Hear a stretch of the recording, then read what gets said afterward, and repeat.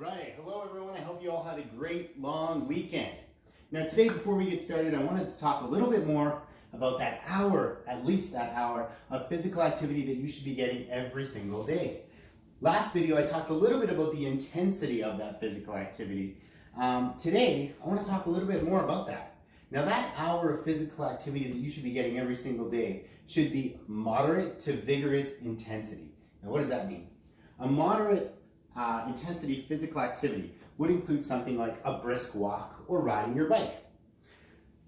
Vigorous intensity would be something like going for a jog, sprinting, or riding your bike up a big hill. That could include a vigorous intensity activity. Something where your heart rate has gone way up, you're breathing really hard, you are working really hard. So it's important that that hour of physical activity is moderate to vigorous in intensity. So I would love to hear about the ways that you are incorporating moderate to vigorous intensity physical activity into your daily routines. Now today, we're going to be looking at a movement skill. We're going to be looking at the manipulative skill of kicking. So the activity I have for you today is called pin knockdown. Now this can be played with one person or you can play with multiple people. In your game, you're going to need some targets. If you don't have pins at home, you can use bottles, cans, and if you don't have a ball at home, especially if you're playing inside, I've got a bag of plastic bags. So I've got a bag, and inside are extra plastic bags that I've wrapped up and put inside to be my ball today. Now, if you're playing inside, you're going to want to play with something soft to make sure that your game is safe and that you're not going to damage anything around your house. So it's a good idea for you to ask an adult about the object that you are using and the space that you are in. So please make sure that there's nothing that you could possibly run into and that your object is going to be safe for your house as well. We want to make sure we're respecting our houses. So before we begin, I want to talk a little bit about the criteria for kicking. Now, when you are kicking, come on over, Viper. Good girl. Come here. Come here. Good girl. Sit. Good girl. Yeah. Okay. Now, Piper's going to join us. When you are kicking, good girl. Okay, now when you are kicking, we're going to go over the criteria for kicking. So a great kick, what does it look like? Now first off, your kick is going to be starting from your hip. So as you go to kick, so if this is my ball, I'm starting from the hip. Secondly, my knee is going to be over top of the object that I'm kicking, usually the ball. In this case, it's my plastic bag. As I'm contacting the object that I'm kicking, I want to be contacting with the inside laces part of my foot. So again, start from the hip, knee over the ball, laces, inside laces part of my foot is going to contact the object that I'm kicking. My arms are going to be swinging as well. We would say in opposition. So as I'm kicking, my arms are swinging as well for that nice big powerful kick.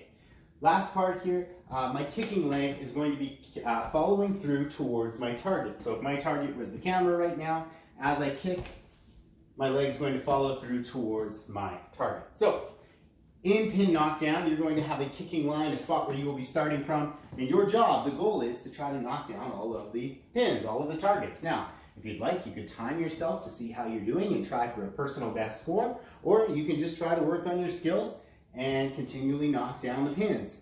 You can also add a transport skill or any other type of movement that you would like. So for example, you could do skipping.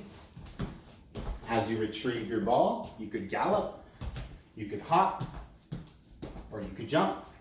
Or of course you could run as well if you have enough space. You could also do something like a bear walk, or a crab walk, or any other kind of movement that you would like as you retrieve that ball. So I'm going to get started here with pin knockdown. So I'm back here at my kicking line. You may not be able to see me in the camera. You may be able to see the ball, and hopefully you'll be able to see my foot. Here we go. 3, 2, 1. Yes, I gotta go retrieve it. Now you can use your feet to dribble your ball back to the line. We're working on those dribbling skills as well. Huge part of the game of soccer. So close.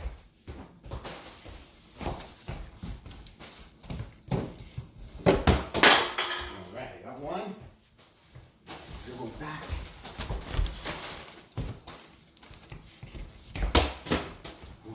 Very close. Keep trying.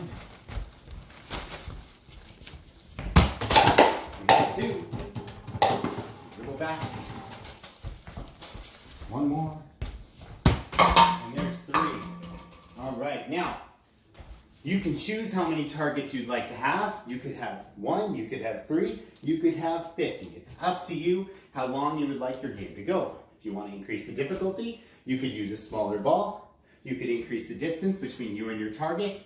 There's many ways that you could increase that difficulty. Now, if you have 2 players or more, you're going to take your targets, whether it's 1 pin or 2 or 10, however many you have, and you're going to place them in the middle. One person will be on one side of the target, the other person would be on the opposite side, so right where you are in the camera there.